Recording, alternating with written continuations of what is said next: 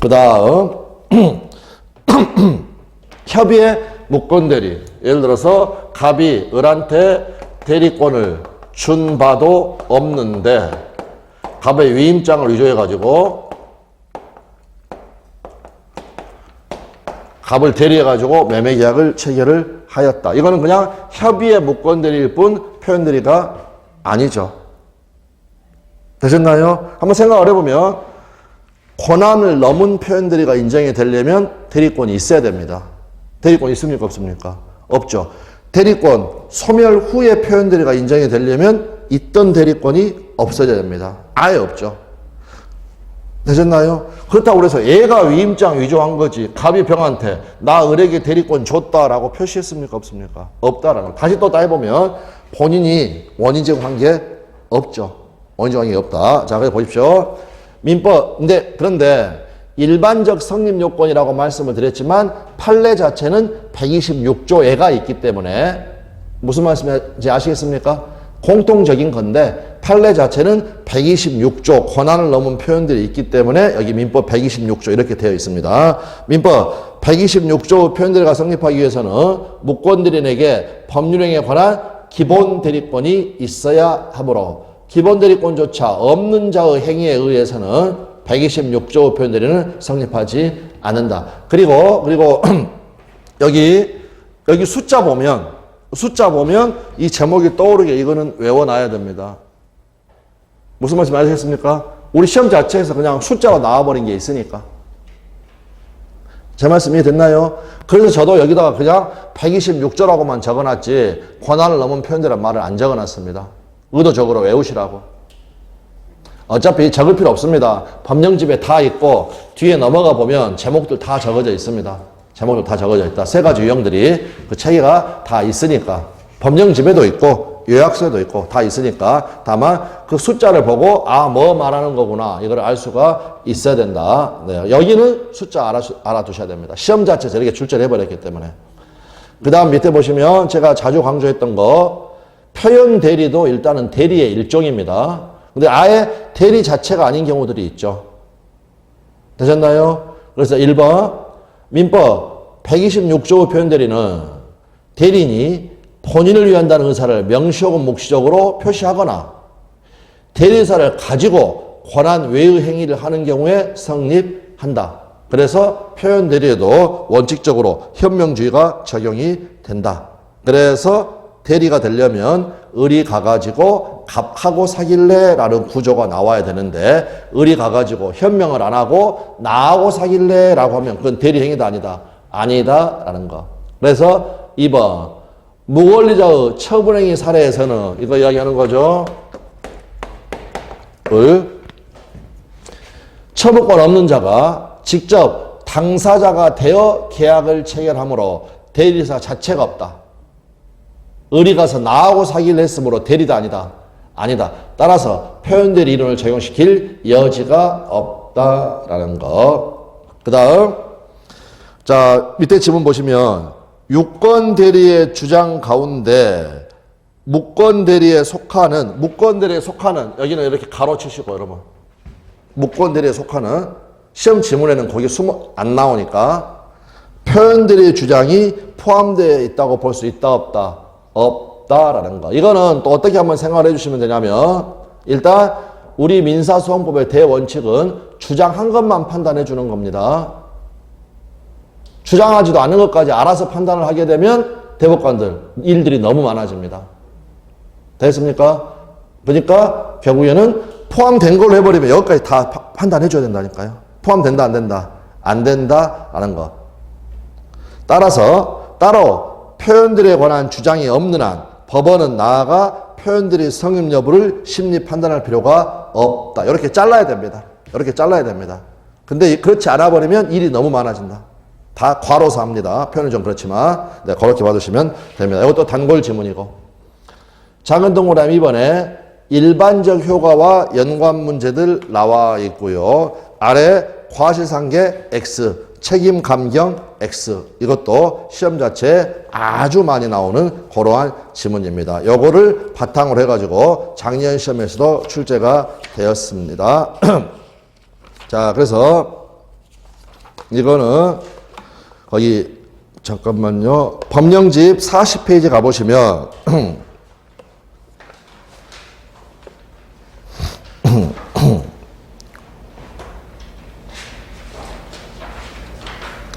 제일 아래로 내려가면 396조가 나와 있습니다. 제목 뭐라고 되어 있습니까? 소리내서 한번 읽어보십시오.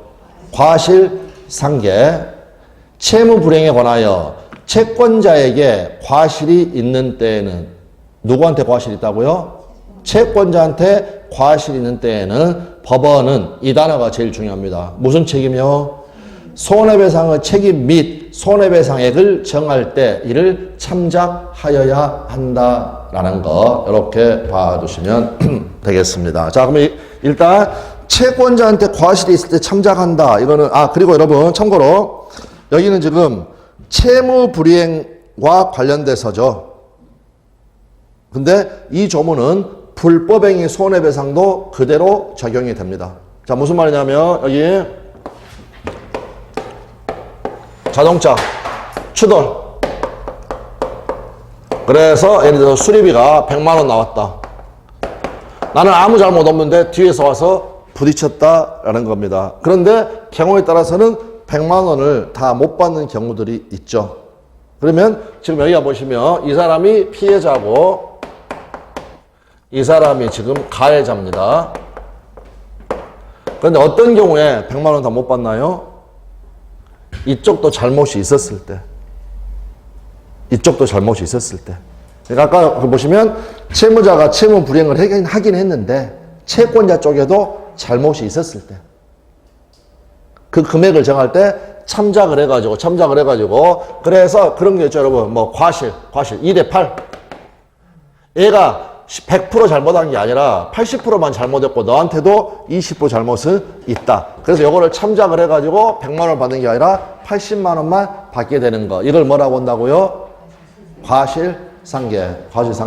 근데 다시 한번 여기는 우리 시험법이 아닙니다. 직접적으로는. 그런데 여기에서 제일 중요한 단어는 뭐냐면 뭐 할 때? 손해배상할 때. 그래서 제가 항상 말씀드렸죠.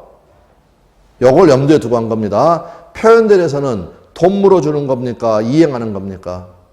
이행하는 거. 그러니까 요 규정이 표현들에 유추 적용될 수 있다 없다? 없다.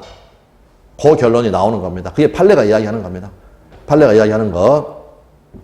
무슨 말씀인지 아시겠나요? 예. 이러한 것을 과실상계. 채권자의 과실이야 될지 피해자의 과실을 참작하는 것. 이거를 과실상계라고 하는데 이 과실상계는 손해배상 책임질 때 돈 물어줄 때 하는 것이다. 돈 물어줄 때. 자, 그래서 책으로 와보십시오. 이제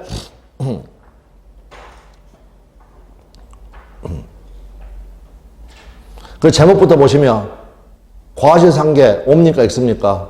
X. 그 다음에 책임 감경이 됩니까? 안 됩니까? 과실상계가 돼야 참작해가지고 요거 100만 원 수리비 줄게 80만 원으로 감경되는 건데 과실상계가 안 되니까 감경이 된다 안 된다? 안 된다라는 겁니다. 자, 내용 읽어보겠습니다. 표현대리가 성립하여 본인이 거기 무슨 책임? 이행 책임을 부담하는 경우에 상대방에게 과실이 있더라도 과실상계의 법리를 적용할 수 있다 없다? 없다. 그 말은 본인의 책임을 감경할 수 있다 없다? 없다. 왜냐? 거기 보십시오. 과실상계는 본래 채무불이행 또는 불법행위로 인한 뭐요? 어떤 단어? 손해배상 책임에 대하여 인정되는 것이고 돈 물어줄 때 채무 내용에 따른 본래의 급부의 이행을 구하는 경우에는 적용된다 안 된다? 안 된다라는 것 나와 있습니다. 자, 그 다음 이제 제가 항상 이 부분을 설명을 드릴 때 그 다음 판례 있죠. 다음 판례 요걸 항상 같이 설명을 드렸는데 요게 작년 시험에 기출이 됐습니다. 해제 파트에 나왔어. 무슨 말이냐면 자, 갑하고 을하고 뭐 계약은 아무나 상관없습니다. 자, 이렇게 돼가지고 예를 들어서 중도금까지 지금 수령이 됐다라고 가정을 하고 그 다음에 요 을이 가령 잔금 지급을 지체를 해가지고 갑이 을에게 상당한 기간을 정해서 이행을 최고를 했는데 그 기간 내에 대금 지급이 없어가지고 갑에게 해제권이 발생한 겁니다. 이 계약을 해제하느냐 마느냐는 전적으로 갑의 선택에 딸렸는데 갑이란에는 해제를 하기로 결심을 하고 요 해제를 하였습니다. 해제는 상대방이 있는 의사표시니까 상대방이 있는 단독행위고 상대방이 있는 의사표시니까 을에게 도달해야 효력이 발생을 합니다. 그래서 그 의사표시가 을에게 도달을 해가지고 이 계약이 해제가 되었습니다. 지금 잘못은 누가 했나요? 을이 잘못했죠. 을이 잘못. 갑은요, 요 5천만 원 돌려줘야 됩니까?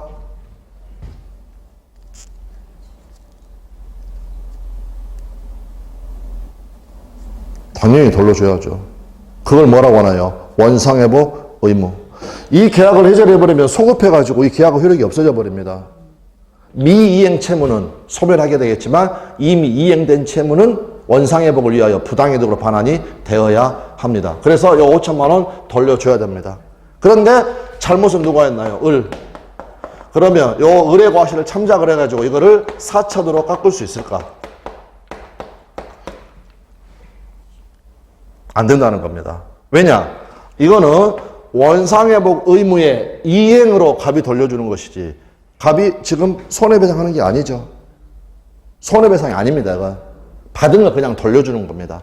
그러니까 이 경우에는 과시상계가 적용될 수 있다 없다? 없다라는 거. 그래서 과시상계는 계약 해제로 인한 원상회복 의무의 이행으로서 이미 지급한 급부의 반환을 구하는 경우에는 그러니까 얘가 지금 을이 갑한테 5천만 원 달라라고 하니까 니한테 잘못 있었잖아. 요거 깎자. 4천만 원만. 된다 안 된다? 안 된다. 이 5천만 원 금액이 지금 손해배상 금액이 아닙니다.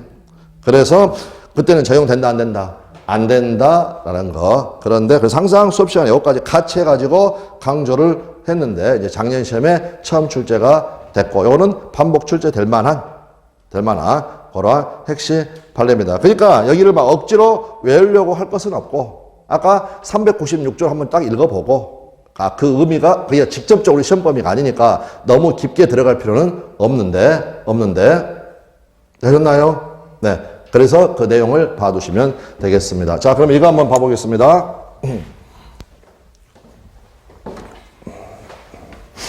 자, 예를 들어서 갑이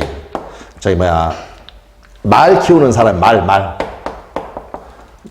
그래갖고 을하고 가령 제가 말 가격은 잘 모르겠습니다만 뭐 500만 원 말은 좀 크니까 여기에 대해서 매매 계약을 체결을 했고 500을 받고 이제 말을 줬습니다.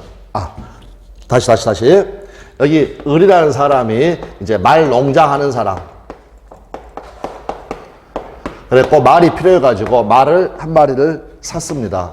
되셨나요? 자, 그런데 불행하게도 이 말이 코로나 걸린 말이었습니다. 코로나 걸린 말. 여기 온 겁니다. 그러다 보니까 이거는 그냥 비유적으로 말씀드리는 겁니다. 코로나가 번져가지고요. 기존의 말 있죠. 애들이 한 달에 1개월에 한 마리씩 죽어간다. 사망. 2월이 가가지고 또 한 마리 사망. 3월이 가서 또 한 마리 사망. 계속해서 사망이 되고 있다. 그러면 결국에는요, 요 갑이라는 사람이 잘못한 거죠. 이거 법적으로 과연 잘못 따지지 마시고 그냥 이해만 하면 되는 거니까. 자, 그래서 갑의 잘못으로 요렇게 해가지고 손해가 발생을 하고 있는 겁니다. 그러면 갑은 을한테 말값 물어줘야 됩니다. 손해배상 해줘야죠. 손해배상. 그런데 여기 한번 생각해 보십시오. 자, 여기 그래 한 두 마리 정도까지는 죽어갈 때까지는 모르겠는데요. 계속해서 요렇게 계속 죽어간다면 여기 을 쪽에서도요. 병원을 한번 가봐야 되지 않았을까요?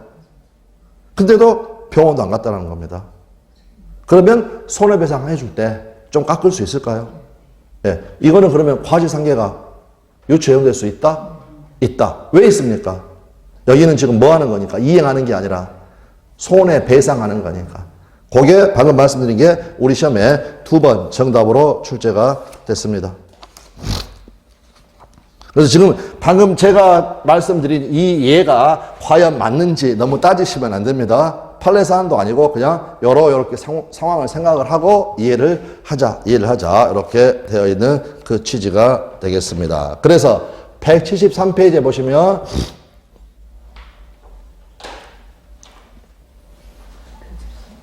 네, 제일 위에 보시면 제일 위에 표의 제목 중에 과시상계 유추 그 다음 뭐라고 됐습니까? 5. 거기 보십시오. 매도인이 부담하는 담보 책임은 무과실 책임이지만 여기는 지금 신경 쓰지 마시고 이건 나중에 하면 되고 공평 원칙상 하자의 발생 및 그 확대 가공에 매수인의 잘못이 있다면 그 잘못을 참작하여 손해배상의 범위를 정하는 것이 상당하다. 됐습니까? 그래서 요거는 손해배상 하는 거기 때문에 유추 적용될 수가 있는 겁니다. 있는 거.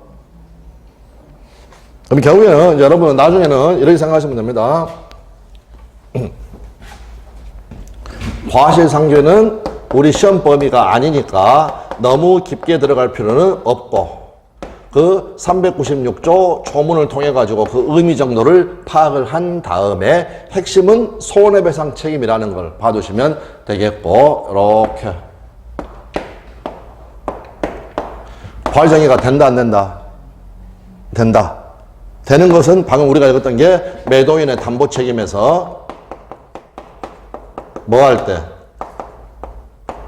손해배상할 때. 이때는 적용이 된다라는 겁니다. 근데 방금 앞에 했던 거 어디선 적용된다? 표현 대리에서 이행 책임할 때 과실상계 적용된다 안 된다? 안 된다라는 거.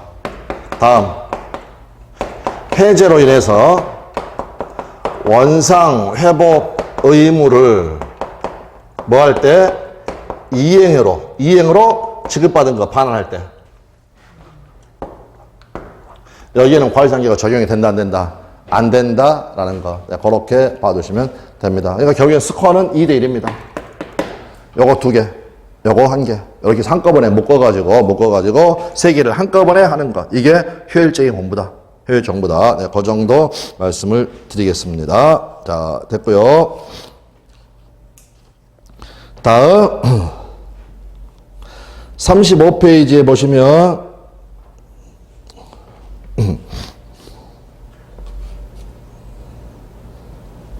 35페이지 제일 밑에 보시면 사자 5, 사실행위 X라고 되어 있죠. 이거는 그냥 외우는 겁니다. 외우는 거. 그럴 때 사실행위는 미출입니다. 미출. 그러니까 일단은 우측에 1번 사자는 여러분 심부름꾼 생각하시면 됩니다.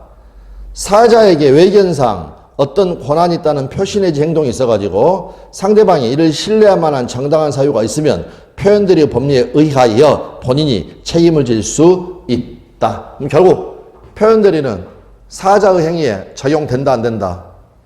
된다. 뭔지는 모르지만 사실행위는 적용된다 안 된다? 안 된다라는 거. 안 된다라는 거. 넘어가셔가지고 미출이긴 하지만 한번 그냥 읽어만 보겠습니다. 증권회사로부터 위임받은 고객의 유치, 투자 상담 등의 업무는 판례가 뭐라고 했냐면 사실행위에 불과하므로 이를 기본대리권으로 해가지고는 권한 초과, 즉 권한을 넘은 126조 표현대리가 성립할 수 없다라고 했습니다. 그러니까 이건 그냥 단어로 외우는 겁니다. 사자는 O, 사실행위는 X, 사자는 되고 사실행위는 안 된다라는 거. 다만 우리 시험에 기출된 건 사자다 사자. 네, 이렇게 봐주시면 됩니다. 이것도 나중에 다 말씀드릴 겁니다. 자, 그 다음에 보면 제목이 뭐라고 되냐면 표현대리 규정의 제3자와 관련해 가지고요. 자, 가령 담보대출에 관한 대리권을 을한테 주었는데 을이 병한테 처분을 해버렸고 다시 이렇게 정한테 병이 또 전매를 하였다. 이런 경우 있을 수 있겠죠. 그럴 때 여기에서 표현들을 주장할 수 있는 사람은 요 병만 주장할 수 있어요. 병만. 무슨 말인지 알겠습니까? 갑 표현들이 주장된다 안 된다? 안 된다. 을 표현들이 주장된다 안 된다? 안 된다. 무슨 말인지 아시겠습니까? 병이 갑한테 너 책임져라 하는 것이지 애들이 내가 책임지겠다라고 하는 게 아닙니다. 을이 갑이 책임지겠다는 게 아닙니다. 요 병만, 요 사람만 주장할 수가 있다라는 겁니다. 따라서 정도 표현들이 주장이 된다 안 된다? 안 된다. 오직 이 사람만.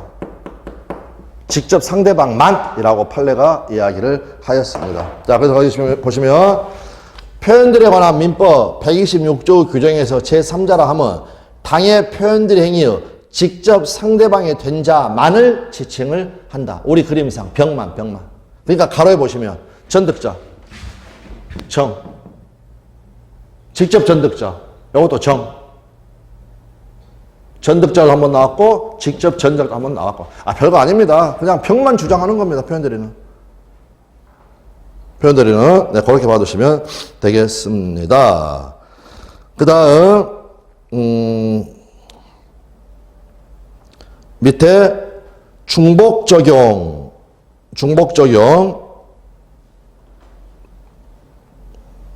그러면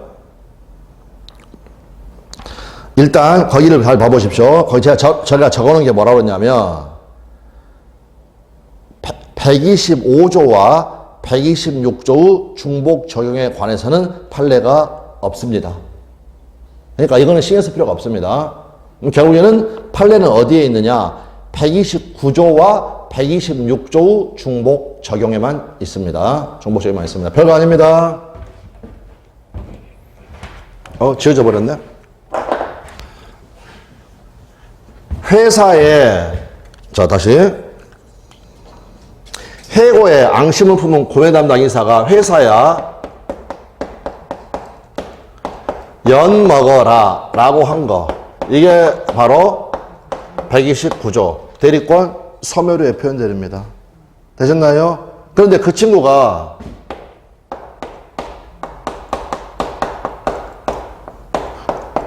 더 엿먹으라 해버린 겁니다. 여기는 뭘 했냐면 구매계약을 체결한 겁니다. 구매계약, 지 권한 내의 행위를 했죠. 그런데 그거가 구매계약은 10억짜리인데 더 엿먹어라 라고 하면서 예를 들어서 회사 무슨 시스템 구축, 전산 시스템 구축, 가령 비유하는 거면 비유 100억짜리. 그러면 결론적으로 129조에서 출발을 해가지고 권한을 넘어버렸을 때 126조의 표현들이가 성립할 수가 있겠는가? 이게 중복 적용의 문제입니다. 중복 적용의 문제가 무슨 말인지 아시겠습니까? 적법하게 해고를 당한 구매 담당 이사가 지 권한 내의 구매 계약을 체결을 하게 되면 그게 대리권 소멸의 표현들입니다. 그런데 그 친구가 대리권 소멸했는데 더 넘어서 권한을 넘은 행위를 했을 때 이게 중복 적용의 문제. 되셨나요? 그리고 나서 결론 판례가 이미 나와 있으니까 고민할 필요도 없습니다. 판례는 중복 적용을 긍정합니다. 중복 적용을 긍정한다. 그래서 그 지문들을 봐주시면 됩니다. 자, 1번에 보시면 대리권 소멸 후에 표현들이가 인정되고 그 표현들의 권한을 넘는 대리행위가 있었다. 더 엿먹어라. 권한을 넘은 표현들이 126조가 성립할 수 있다. 2번 다 같은 내용입니다. 민법 129조의 표현 대리를 기본 대리권으로 하여 민법 126조 표현 대리가 성립할 수 있다. 똑같은 말입니다. 3번 소멸한 대리권. 아까 해고 당했으니까 소멸했죠. 가로에 뭐라고 적어져 있습니까? 지금 36페이지 중복 적용하고 36페이지 중복 적용해서 3번 소멸한 대리권도 권한을 넘은 표현들이 기본 대리권이 될 수 있다. 그럼 그 소멸한 대리권은 다른 말로 하게 되면 가로에서처럼 뭐라고 부를 수도 있다? 표현 대리권. 그래서 결론만 말씀드리겠습니다. 왼쪽 제목에서 보시는 것처럼 판례가 중복 적용을 긍정을 합니다. 그랬고 그 사례가 뭐냐면 더 엿먹으랍니다. 더 엿먹어라. 그러니까 이걸 떠올려가지고 그 상황들이 지문들이 다 옳은 지문이다. 억지로 암기할 필요는 없습니다. 억지로 암기할 필요는 없다. 네, 그렇게 봐두시면 됩니다. 그 다음에 밑에 보시면 복대리에서도 표현대리가 성립할 수 있겠는가? 밑에 다음 제목을 보면 법정 대리의 경우에도 표현대리가 성립할 수가 있겠는가? 근데 전부 다 오라고 되어 있죠. 뭐 어떻게 생각하시면 복대리도 대리고 법정 대리도 대리입니다. 그러니까 어떻다? 표현대리가 성립할 수 있다라는 거. 결론부터. 자, 그러면 표현대리는 세 종류가 있는데 125조 대리권 수요 표시한 표현대리, 126조 권한을 넘은 표현대리, 129조 대리권 소멸 후의 표현대리. 이 규정들이 복대리의 경우에도 적용이 되는가? 다리 말하면 복대리의 경우에도 이 표현대리들이 성립할 수 있겠는가? 법정 대리에도 성립할 수 있겠는가? 서비스 문제입니다. 그런데 미리 결론부터 말씀을 드리게 되면 여기는 판례가 없습니다. 학설 대리분이 있습니다. 시험에 나온다 안 나온다? 못 나온다. 더 정확하게는. 그 다음에 이렇게. 그러니까 아무것도 아닙니다. 그냥 복대리라는 단어 보이고 표현대리가 성립할 수 있느냐 없느냐 하면 성립할 수 있다 없다? 있다. 법정대리라는 단어가 보이고 표현대리가 성립할 수 있냐 없냐를 물어보면 성립할 수 있다 없다? 있다라는 거. 이렇게 봐두시면 되겠습니다. 자, 그래서 복대리에서 표현대리 성립 125조에 관해서는 판례가 없다. 126조 관련 권한을 넘은 표현대리의 기본대리권에는 대리인에 의하여 선임된 복대리의 권한, 복대리권 포함된다 안 된다? 포함된다. 2번 법인권 없는 대리인이 선임한 복대리인의 권한 126조 기본대리권 될 수 있다 없다? 있다. 129조 관련 대리인이 대리권 소멸 후에 복대리인을 선임해가지고 그로 하여금 대리인을 하도록 하였다. 129조의 표현대리가 성립할 수 있다 없다? 있다라는 거. 다음 밑에 법정대리에서 표현대리 성립. 참고 125조에 관해서는 판례는 없고 학설의 다툼은 있다. 126조 관련 법정대리의 경우에도 126조의 권한을 넣은 표현대리가 성립할 수 있다. 129조 대리권 소멸의 표현대리에 관한 규정은 법정대리에 관하여도 적용이 된다. 이렇게 봐두시면 되겠습니다. 자, 그러면 그러니까 이런 부분들은 그냥 시험 기술적으로 해결하면 됩니다. 기술적으로. 그 말 자체를 너무 따질 필요가 없이 거기 26회 때요. 이 회차는 뭐 약간 오류가 있을 수도 있는데 26회 때 그 수강생 중에 한 분이 동차로 합격을 하셨는데 2차는 3개인가 2개인가가 여유가 있었고 그 다음에 1차가 딱점이었습니다. 근데 정말 스릴 있지 않을까요? 그래가지고 그때 이때 이제 학원 수강생도 많을 때 그래가지고 또 그 학원은 이제 그 수강생도 많고 하니까 끝나고 나면 이제 합격자 해가지고 합격자 모임 같은 걸 합니다. 합격자 모임 해도요 한 100몇십 명씩 모이는 그럴 때였습니다. 180명, 190명 그렇게 모일 때. 그러면 이제 수강생도 많고 하니까 상들이 있습니다. 그래서 동차 1등 상도 주고 그다음에 이제 1차만 합격한 건 합격이 아니니까 또 2차만 해서 1등 하신 분 상 주고. 그런데 거기에 상 이름 중에 뭐가 있냐면 신의 점수상. 근데 정말 신기한 게 신의 점수가요 매년 한 명씩은 나옵니다. 합격자들이 100명 이상 넘어갈 때. 그게 뭡니까? 1차, 2차 둘 다 60점. 1차, 2차 둘 다 60점. 합격이. 딱점. 한 개도 없이 둘 다 딱점. 그러니까 제목이 뭡니까? 신의 점수상. 그런데 이제 한 분은 어떤 분도 있었냐면, 한 해에 시험을 같이 본 게 아니라, 첫 해는 1차만. 그랬더니 1차 딱점으로 합격했습니다. 그 다음에 두 번째 해에 2차. 근데 그것도 딱점으로. 근데 이제 더 정확히 이야기하자면, 원래는 2차는 딱점인 줄 알았는데, 그때 복수 정답이 있으면서, 결과적으로는 하나가 플러스가 됐지만, 어쨌든 딱점. 이거 발표할 때까지 한 달 동안 잠 잘 수 있을까요? 근데 다시 돌아와가지고 그때 26회 그 합격생을 보니 2차는 여유가 있었는데 1차가 딱점으로 단 하나의 오차도 없이 평균 60점으로 합격을 한 겁니다. 근데 이제 그래서 이제 저희 합격자 모임하고 그 다음에 또 다 같이 이제 모여가지고 맥주 한잔 하고 있는데 여유 있게 합격한 사람들은 그 공부 과정에 대해서 할 이야기가 별로 없습니다. 동의하시나요?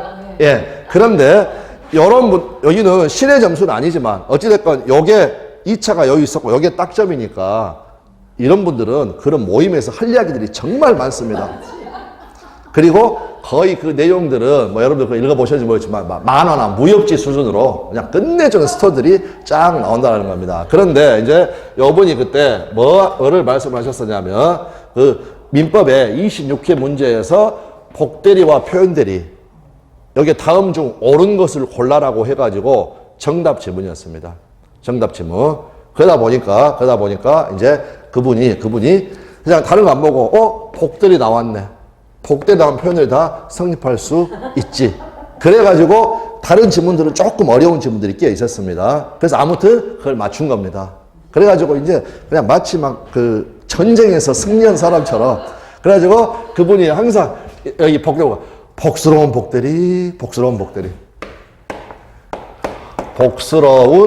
복대리 더 늘려가지고 복스러운 법정대리. 왜 그렇습니까? 복대리랑 법정대리 나오고 표현들이 나왔다. 그러면 다 필요 없고 그냥 된다라고 생각을 하고 그냥 지문들을 만들면 됩니다. 자, 그 정도 말씀을 드리겠습니다. 자, 됐고요. 자, 그 밑에 125조 대리권 수여의 표시한 표현 대리 되셨나요? 이건 대리권 줬다 안 줬다? 수여했다 안 했다? 아까 경주 소노텔 일본 영업소 사건 대리권 수여됐다 안 됐다? 안 됐다. 실제로는 대리권을 안 줬습니다. 줬다면 문제될 게 없습니다. 그런데 줬다고 표시한 겁니다. 일본 고객한테. 그래서 다시 한 번만 대리권 수여의 표시한 표현 대리 제3자에 대하여 타인에게 대리권을 수여함을 표시한 자는 그러면 여기서 일본 영업소는 제3자입니까? 타인입니까? 표시한 사람입니까? 일본 고객은 누굽니까, 여기서? 제3자. 그 다음에 일본 고객에 대해서 뭘 표시해야 되냐? 타인에게, 여기가 을이죠. 영업소에게 대리권을 수여함을 표시한 자, 여기가 조선호텔. 그 대리권은 범위 내에서 행한 그 타인과 일본 고객과 그 제3자, 일본 영업소 간의 법률행위에 대하여 책임이 있다. 그러나 일본 고객이 대리권 없음을 알았거나 알 수 있었을 때에는 책임지지 않는다. 그러므로 선이 무과실효한다라는 게 법에 적어져 있습니다. 자, 그렇게 봐두시면 되겠습니다. 자, 그리고 그 밑에 의 관련, 요건 관련 여기 밑에 지문들 있죠. 여기가 어느 판례에서 나온 거냐면 경주 조선호텔 일본 영업소 사건. 여기서 나온 겁니다. 여기서. 자, 그러면 이겁니다.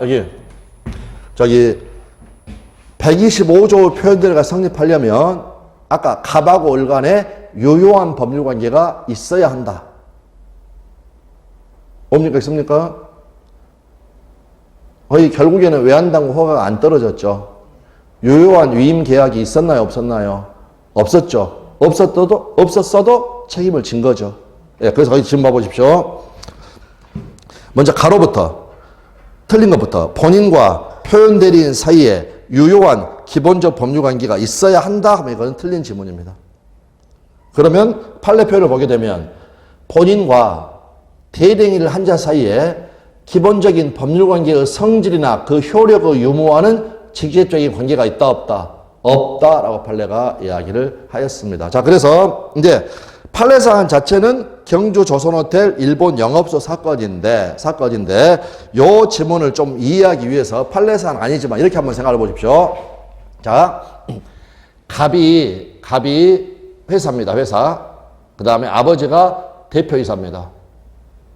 그러면 이제 아버지가 그냥 회사라고 가정을 하고 아들이 백수다. 그러다 보니까 아들이 친구들도 안 만난다. 쪽팔리다고. 그래서 아버지가 사장이다 보니까 아들한테 명함을 하나 파준 겁니다. 구매 담당 상무이사라고. 그러면 다른 사람이 그거 보게 되면 얘가 대리행위를 할 수 있나 보네 라고 생각할 수도 있죠. 실제로는 대리권 줬나요 안 줬나요? 안 주고 그냥 쪽팔리지 말고 그냥 파주기만 한 거죠. 회사하고 법률관계 있습니까 없습니까? 없죠. 그래도 명함 파준 것 때문에 책임지는 겁니다. 유효한 법률관계가 있어야 한다 하면은 X.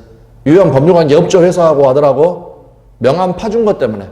실제로는 대리권을 수여하지 않았는데 수여했다고 표시한 것 때문에 책임을 지는 겁니다. 그리고 다시 한 번만 이건 앞으로 반복하지 않겠습니다만 아까 경주 조선호텔 일본 영업소 사건을 생각을 해보면 그 위임 계약은 유효였나요? 무효였나요? 결과적으로 무효. 유효한 법률관계가 없었습니다. 없었어도 조선호텔은 책임을 졌다라는 거. 네, 그렇게 봐주시면 되겠습니다. 요건 관련 1번 대리권 수요의 표시한 표현들이 성립하려면 대리권 또는 대리란 말을 사용하여야 한다 하면은 X. 확인되셨나요? 아니 거기 문장이가 저는 지금 틀리게 한 거고 우리 시험에는 이 지문들이 다 틀린 지문 나왔기 때문에 그런 겁니다. 반드시 대리권 또는 대리란 말을 사용해야 되는 것은 아니다. 여기가 사건이 아까 여러분 경주 조선호텔 대리인 사건이 아니라 경주 조선호텔 무슨 사건입니까? 일본 영업소 사건. 대리란 말 안 썼죠? 이해되셨나요? 그래서 다음을 보시면 사회통념상 대리권을 추단할 수 있는 직함이나 명칭, 일본 영업소 등의 사용을 승낙 또는 묵인한 경우에도 회장 한국 저희 일본 가가지고 거기 카탈로그 찍었죠? 간판 달고 대리권 수요 표시가 있은 것으로 볼 수 있다라는 거 이렇게 봐주시면 되겠습니다. 자, 그 다음 우측에 이제 지문은 뭐냐면 자 이렇게 한번 생각하십시오. 여러분하고 저하고 이제 뭐 일주일 후에 매매 계약을 체결하겠다. 또는 어떤 계약을 체결하기로 했다. 근데 제가 갑자기 미국에 가게 됐다. 여러분이 저한테 물어보겠죠. 네, 다음에 계약을 어떻게 할 거냐고. 그랬더니 제가 제 아내한테 대리권을 주겠습니다. 라고 이야기를 하였습니다. 됐습니까? 그런데 거의 읽어도 지금 모릅니다. 제 설명 듣고 나서. 무슨 말씀인지 아시겠죠? 제가 다시 여러분하고 계약을 하기로 했는데 미국 가게 됐다. 근데 갑자기 계약을 하기로 했다. 갑자기 미국 가게 됐다. 그러니까 여러분이 저한테 물어본 거죠. 그 계약은 어떻게 하실 겁니까? 그러니까 제가 제 아내한테 대리권 줄게요. 그러니까 여러분이 오케이 했다는 겁니다. 그럼 제가 대리권 수여한다고 표시는 했죠. 실제로는 제 아내한테는 대리권을 안 준 겁니다. 되셨죠? 자, 그러면 제 아내가 여러분하고 안 줬는데 여러분하고 계약을 했다. 그럼 제가 책임져야 되겠죠. 근데 만약 제 아내가 여러분이 아니라 1층 가구점 사장님하고 계약을 했다. 제가 책임질 이유가 있습니까? 없습니까? 없다라는 겁니다. 그걸 생각하시면서 보십시오. 2번. 본인이 타인에게 대리권을 수여하지 않았지만 타인이 제가 방금 비유적으로 제 아내를 이야기하는 겁니다. 수여하지 않았지만 수여하였다고 여러분에게 통보한 경우 그 타인, 즉 제 아내가 통보받은 여러분과 법률행위를 해야지 상대방 이외의 자와 본인을 대리하여 행위를 하였다. 1층 가구점 사장님 말을 대리행위를 하였다. 그때는 적용이 된다 안 된다? 안 된다라는 거. 결론적으로 마지막 보시면 통지를 받은 상대방과의 사이에서 대리행위가 행하여져야 한다. 됐습니까? 자, 그러면 여기서 이제 요 질문은 앞으로 할 때는 그냥 제 아내가 가구점 사장님하고 대리행위를 했다.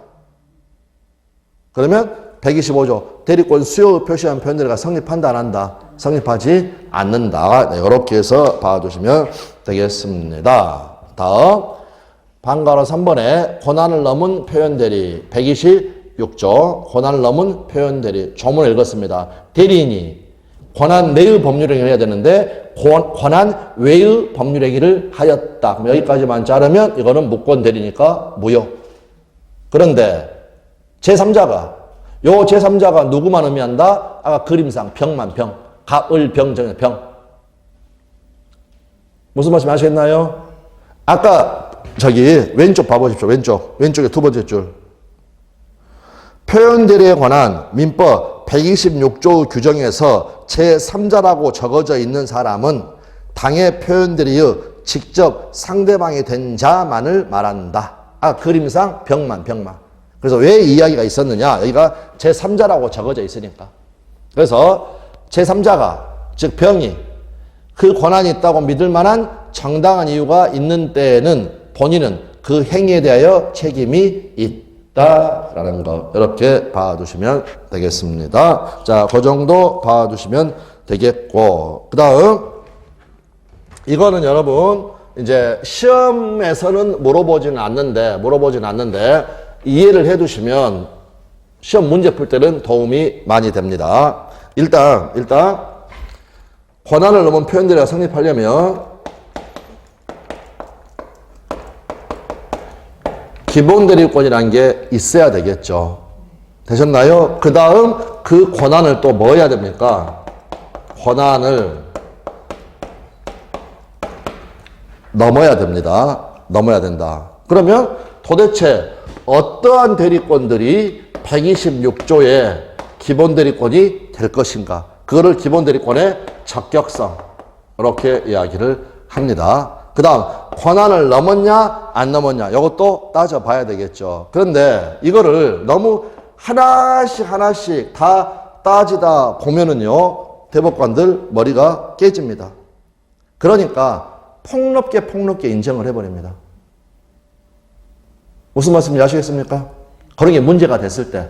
그래서 여기 보시면 기본 대리권이 있어야 되는데 제목이 기본 대리권의 적격성이라고 되어 있죠. 보면 다 인정해버립니다. 다.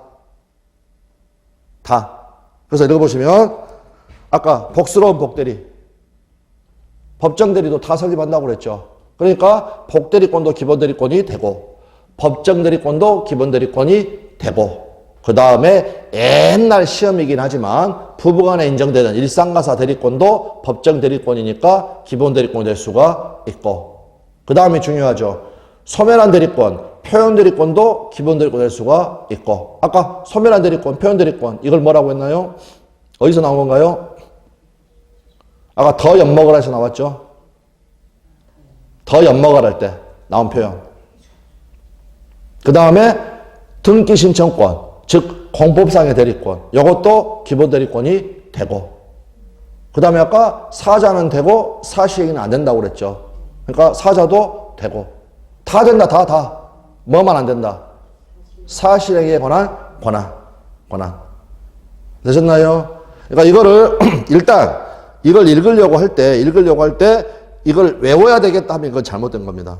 잘못되고 제가 말씀드린 것처럼 일일이 하나씩 다 따져가지고 기본대리권이 되느냐 안 되느냐를 너무 따지다 보면 골치 아프다. 그러니까 폭넓게 다 인정을 해버린다. 안 되는 거 딱 하나만. 사실행위.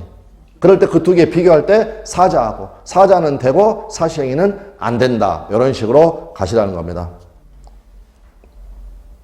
무슨 말씀인지 아시겠죠? 자, 그 다음 권한을 이제 밑에 권한을 넘은 대리 행위. 일단 1번하고 2번 이것도 시험에 아주 제일 많이 나온 것 중에 하나입니다.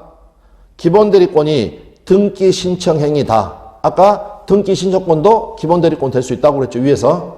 네. 할지라도 표현 대리인이 그 권한을 넘어서 초과해서 다 같은 말입니다. 유월하여 대물 변제라는 사법 행위를 한 경우에 표현 대리 법리가 적용이 된다라는 거. 일단 이거 읽어보고 설명드리겠습니다. 2번 대리인이가 기본 대리권의 내용과 관련되거나 유사하거나 할 필요는 없고 또 가로에서 보신 것처럼 동종일 필요는 없고 다음도 판례편입니다.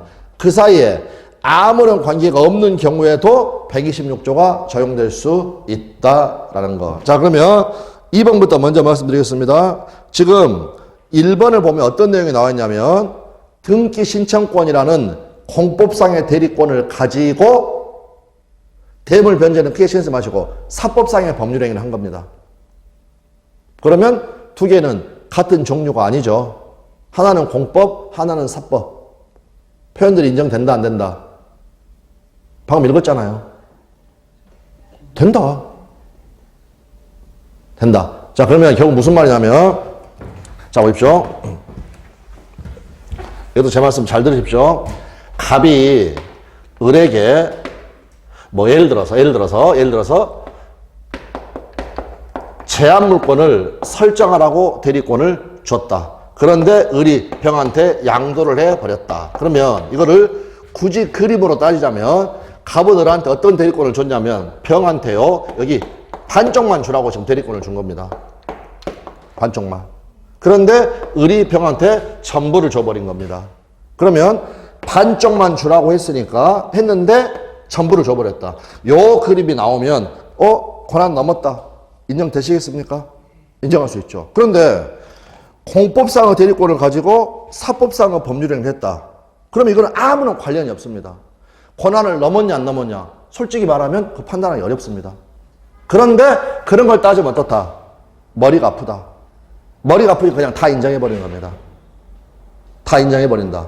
그런데 마지막 결론 그러면 표현들이가 다 성립한다는 말이냐? 그건 아니고 우리 판례는 이런 것들은 웬만하면 다 인정을 해버리고 최종적으로 가가지고 선이 뭐가 쉬워. 특히 여기 정당한 이유가 있냐 없냐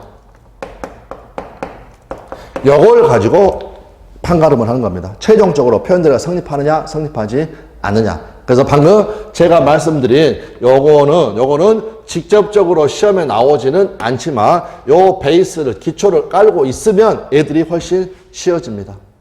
애들이 훨씬 쉬워진다. 그래서 폭넓게 인정한다. 다시 한번 정리합니다. 기본 대리권이 될 수 있느냐 없느냐 폭넓게 인정을 합니다. 되셨나요? 다음 권한을 넘었냐 이것도 그냥 쉽게 인정을 해버립니다. 그 대표적인 경우가 공법상의 대리권을 가지고 사법상의 법률행위를 했다. 이거는 엄밀하게 말하면 넘었냐 안 넘었냐는 말 자체를 하기가 어려운 문제일 수도 있다. 이렇게 봐두시면 되겠습니다. 자, 그래서 다시 한 번만 거기 정리하겠습니다. 위에 기본 대리권의 적격성, 기본 대리권이 될 수 있냐 없냐 폭넓게 인정을 해버린다. 복대리권도 되고 법정 대리권도 되고 더 엿먹어라를 떠올리면서 소멸한 대리권, 표현 대리권도 기본 대리권이 되고 해고당했으니까. 그리고 이때에는 뭐도 떠올리면 된다? 중복적용 긍정. 다음 아래 판례에서 봤지만 공법상의 대리권도 인정해버리고 사자의 권한도 인정을 해버리고 근데 판례가 직접 부정한 것은 사실행위는 부정을 하였다. 그 다음 방금 말씀드린 거 생각하시면서 1번과 2번을 다시 읽겠습니다. 기본 대리권이 등기 신청 행위다. 그러면 공법상의 대리권입니다. 표현 대리인이 그 권한을 넘어서 대물 변제라는 사법 행위를 하였다. 표현 대리 범죄가 적용된다. 그 말은 2번이 이제 시험에 제일 많이 나온 겁니다. 대리행위가 기본 대리권의 내용과 관련되거나 유사하거나 동종일 필요는 없고 그 사이에 아무런 관계가 없는 경우에도 제126조가 적용될 수 있다. 그래서 2번 지문을 보시면서 1번을 떠올리셔야 됩니다. 아무런 관련이 없다. 유사할 필요도 없다. 동종일 필요도 없다. 그거 할 때 기본 대리권은 등기 신청권, 공법상의 대리권. 그 다음 표현 대리행위는 사법상의 법률행위. 사법상의 법률행위. 네, 이렇게 봐주시면 되겠습니다. 밑에 여러분 1, 2, 3 넘어가가지고 다 했죠? 밑에 3개 대리행위가 아닌 것들. 아니, 그 밑에 지문도 1, 2, 3번 있지 않습니까? 예, 그것은 을이 가가지고 갑하고 사귈래 라고 해야 표현대리가 성립하는데 을이 가서 나하고 사귈래 하면 표현대리가 성립한다 안 한다? 안 한다 라는 거 넘어가셔가지고 여기까지 한번 보겠습니다. 정당한 이유가 있어야 되겠죠. 정당한 이유의 판정 시기는 공식이죠. 법률 행위 시. 근데 이거는 무권 대리이니까 무권 대리이 당시이다. 그 말은 무슨 말이냐? 그 후의 사정은 고려한다 안 한다? 고려돼서는 안 된다. 그 후의 사정이 판례사항은 뭐냐면 가령 무권 대리인이 매매계약 후에 그 이행 단계에서야 비로소 본인의 인감증명과 위임장을 상대방에게 교부하였다. 매매계약 할 때 이런 것들이 있었다면 정당한 이유가 인정이 될 수도 있겠지만 매매계약 할 때는 이게 없었다. 나중에 이게 발생했다. 이런 건 고려한다 안 한다? 고려해서는 안 된다라는 겁니다. 마지막 관가로 4번 대리권 소멸 후에 표현 대리 129조 대리권 소멸 후에 표현 대리 대리권의 소멸은 구매 담당 상무이사 해고됐죠. 선의의 제3자에게 대항하지 못한다. 그러나 제3자가 과실로 인하여 그 사실을 알지 못한 때에는 대항할 수 있다. 결국 본문단서를 합하게 되면 이 제3자는 선의 무과실이어야 한다. 요건 대리권의 소멸 해고 생각하시고 두 번째 소멸한 대리권은 범위 내에서의 대리행위 이게 엿먹어라. 가로를 보시면 그 범위를 넘은 경우에 대해서는 더 엿먹으라에 대해서는 뭐 어떻게 된다? 126조가 적용이 된다. 이걸 뭐라고 하느냐? 중복 적용이 긍정된다. 상대방은 요건은 뭐 해야 된다? 마지막 선의 무과실이어야 한다. 선의 무과실한다. 이렇게 봐주시면 되겠습니다. 자, 오늘은 여기까지 하면 되겠고요. 그 다음 반드시 표현대리는 수험생 여러분들이 매우 어려워하신 부분입니다. 페이지로는 이거 여러분 한 페이지 두 장도 안 됩니다. 두 장도. 그러니까 반드시 복습을 하시고 복습이 제대로 됐는지는 뭘 통해서 하시느냐? 기출 OX 가지고 복습하고 나서 반드시 OX. 그러면 다음 주에 시작할 때 여기 OX 한번 쭉 보고 보도록 하겠습니다. 네, 수고를 많으셨습니다. 감사합니다.